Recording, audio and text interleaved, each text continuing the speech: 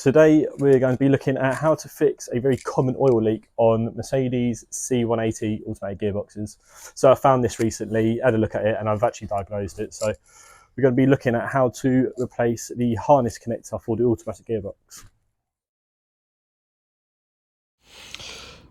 So for reference, this is the connector in question. So it's got a little hex head bolt in there. As you can see, sort of screws in. So this screws in from the outside of the gearbox onto the pins, which I think come in from the inside of the gearbox out. So you can see you've got two O-rings here, and over time they'll just probably perish or split or whatever, you know. It's quite old now, so it's quite common for these to leak. So I'm thinking replace this, top up the fluid. So we've got 2 litres, I mean we're not going to need 2 litres surely, of ATF, very Bilstein. It's OEM quality, and also in addition to that we've got this incredibly long dipstick for the gearbox. So it says on there what you should expect at certain temperatures, and if you can see that, oh, it's upside down. Well, that's going to tell you at 80 degrees should be here, 25 degrees should be there, and that will help us top it up so that doesn't stay in the car. And this is for all sorts of cars, this is a Mercedes thing. But I think they actually go work for all sorts of gearboxes. I think Chrysler use a similar one, and so you just put it in as far as you can. It won't go in all the way. I'm not sure why it's so long. I guess there's a car where it's got a massive dipstick tube, I suppose, but that will help us when we're refilling, because it looks like I've lost some oil. Although the car's driving fine, so I'm not really sure if I've lost that as much as it looks. Really, might look worse than it is. But anyway, let's see how we get on. So now we're underneath. Looking at the gearbox, you can see there is quite a bit of oil underneath there. I had cleaned this a few days ago, I've driven it a couple of times, and there's a lot more oil again. So this isn't a weep or anything. So having a look, it didn't look like there's any gasket failure. It's not entirely clear, but you can't really always see when gaskets fail. But it's not leaking from like a part of the sun point, I think. So it just seems to be everywhere. So going further back, there's some oil down there, but that could be when you're driving. It's just spraying backwards as you're driving forwards. So something that I found is quite a bit of oil up here. So I'm not sure how clear that is, but there should be right there. There's a connector. I'm not sure if that's clear on the camera. Right there. And that's really common to leak on these.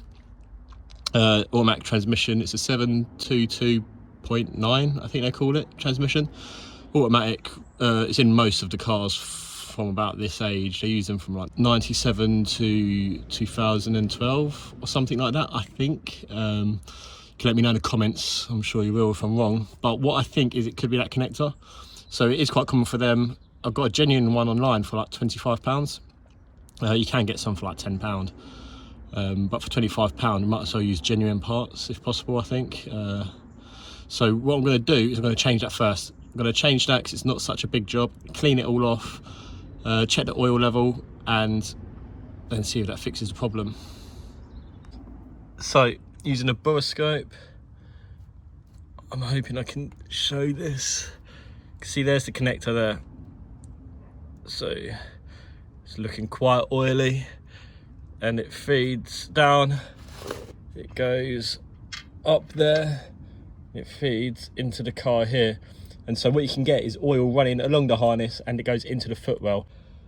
This one, don't feel that wet inside, so I'm guessing it's okay, it hasn't reached that far, but yeah, it can be quite bad. So first thing to get access is from that hole, remove that 30mm Torx. That gets off that plate, and that gives you all of this room. And then what you want to do is that tab in the top left, you should pull that down, I think, and that should spin off and disconnect the harness. Then it's just a case of getting to that hex bolt. So that's where the connector came out. So using the boroscope, you can get in there. Look, you can see there's some oil in there. It's maybe not so clear. Maybe not so clear, but there is some oil in there, so I suspect it's leaking. Whether it's the cause of the main leak, I don't know. Whether it's the main cause of the leak, we'll find out. But might as well change that. There's a bit of oil on the connector. When you put your finger in there, yeah, look, there's oil in there. So let's change that and see if that fixes the problem. So we've got it out, and you can see that. It's not very clear, but got it out, but we're losing oil, but that's expected. So just make sure you've got a drain tray when you're popping it out. And here it is. So I've taken off the little white locking mechanism. It just came off when I was levering, but I just got underneath the lip here and just levered it out. So it was stuck, but just with a bit of suction. It wasn't difficult, but don't be afraid to just sort of use a little bar or screwdriver to just sort of lever it out. And that's it. So as a point of reference, it should go in like this.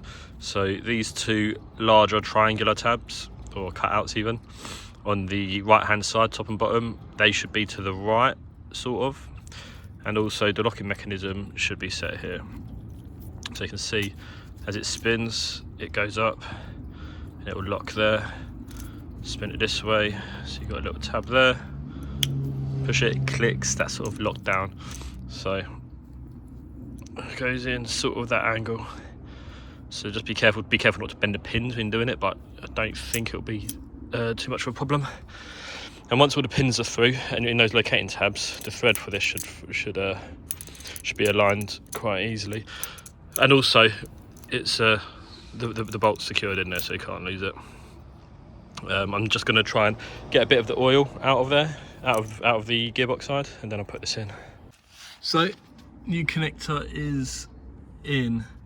So it's hard to tell. I'm not sure what the torque settings are. I can't find it, to be honest. So I've nipped it till it felt good, but something to maybe check is just that it's seated properly and it's pulled all the way in there. As you can see, that looks sort of flush with the gearbox. It felt quite tight, but maybe not too tight. So I think that's okay. Obviously, make sure the locking mechanism for the harness is all the way down. And then just a final check, make sure all the pins are through and nothing's bent.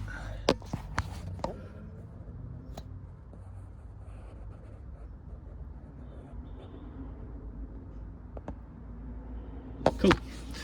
I think those pins all looked okay. They look like they'd all come through. And to be honest, you probably feel it. It'd probably feel particularly tight when you're trying to pull that connector in. Something else to note, the connector is ridiculously tight to get in because of the O-rings. So make sure you've got lots of oil on the O-rings when you're pushing it through. And as long as you feel it's lined up, you should sort of feel it click as it sort of aligns itself with the keyways it's got on the connector. Once you sort of felt that click, you just want to give it a bit of a push to really get it to fall into place. And again, you'll feel it once the O-rings slip into place. Yeah, and then the bolt will fit. It took me ages. I was really struggling to get the bolt to do up, but I couldn't get it close enough. I was a bit concerned about damaging it, but yeah, just need to give it a bit of force and lots of oil on the O-rings. There you go, connected back in. That's pretty straightforward. The harness goes up in case you ever forget, but yeah, push that in. Spin the clip, it locked in, felt good. Stuck the little cover plate in with the 30 Torx bit. That's it, then just give it a clean. So hopefully, if there's an additional leak, that'll become evident, but hopefully that was it. It's quite common. I've heard a lot of people say that they like to change them when they do a gearbox service, which I didn't know was a thing, but yeah, when the gearbox is serviced, or you know, oil is changed anyway, people like to change that connector, so keep an eye on that.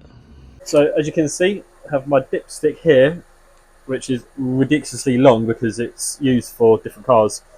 But what I've done is I've stuck it in without the engine running or anything. I stuck it in until it bottomed out, and then measured where that is and put a bit of tape there, so I know that's the bottom and not to force it anymore to try and give me a more accurate reading. So you've got all that. for different gearboxes. So what I'll do now is run the car, let it get to 80 degrees. I actually have just given it a drive, so it's not quite 80 degrees. So I'm going to go for another drive, get up to 80 degrees, and then check the oil level. So time to check the oil level. So first, remove this cap. It's meant to be secure, but I think it's been off before. So just pull that off, and we will stick in our dipstick. There we go. And I'm just gonna hold it. We're gonna put the tape. Oh, it's got 2 kinks in the pipe, I think, on the car, on the gearbox dipstick tube.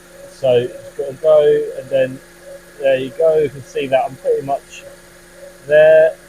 Pull it out. As you can see, it's right on the top of the 80 mark, which is actually upside down.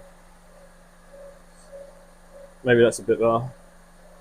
But yeah, so you got 80 at the top, 20 at the bottom. Apparently it's not very accurate when you're measuring it cold, so you want to do it hot. And you also want to make sure that the engine's running, by the way, when you're measuring it. So engine's running 80 degrees, and then it's right on the maximum. So I don't think I need to actually top it up. I don't think I lost much, and because of the leak, I'm wondering if it was actually topped up before I bought the car. So hopefully I've managed to help some of you out there with a similar issue. It's really common on these.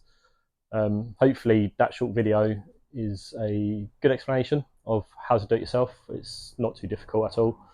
If you find that sort of content useful or interesting, or even helpful, leave something in the comments, leave a like on the video, and I'll see you next time.